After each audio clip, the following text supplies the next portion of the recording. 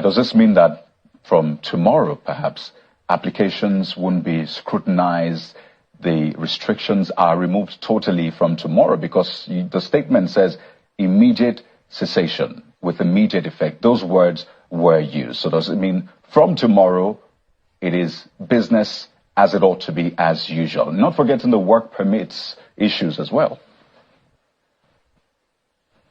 Every agreement comes with mutual responsibility. There's no free lunch. What I mean by that is the notion that, floodgates open up and that we go back to business as usual, in quote, that is not what Nigerians should expect. I want to be very clear about this so that everybody understands. One of the major challenges within the bilateral relationship with respect to visa processing, with respect to Nigerians, being able to migrate to the UAE, for example, was the fact that there was a kind of a laxity on the part of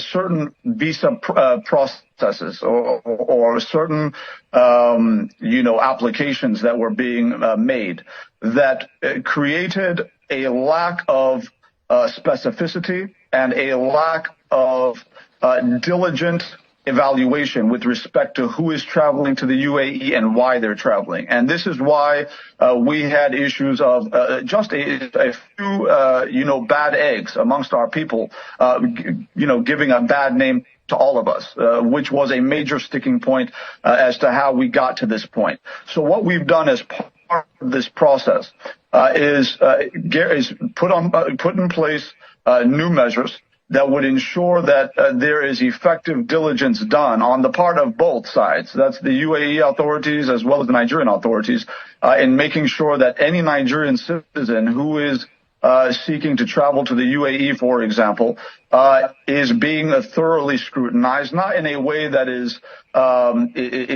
prejudicial, not in a way that is presumptuous or negative, but in a way that ensures that, well-meaning citizens, people who want to go do business or people who want to, get an education or people who want to participate as active and productive citizens, in those domains, that they are those people and that they're not people who are getting involved in drug trafficking or they're not people getting involved, in kind of some of the other deleterious modes of existence that some of our people have engaged in when they've traveled abroad.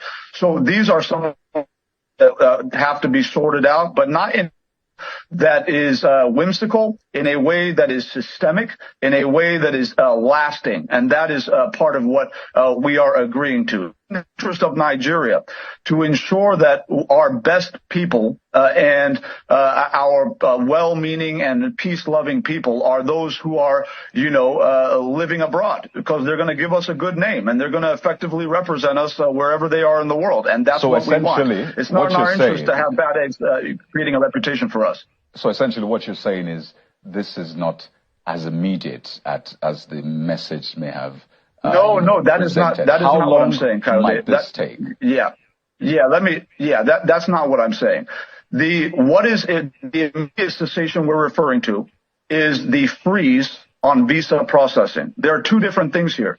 What I'm talking about is a systemic reform to ensure that diligence is done on applications of Nigerians traveling to the UAE in a way that was not being done before. But what I am saying is that what the agreement struck does entail is the immediate cessation of freezes, blanket bans on Nigerian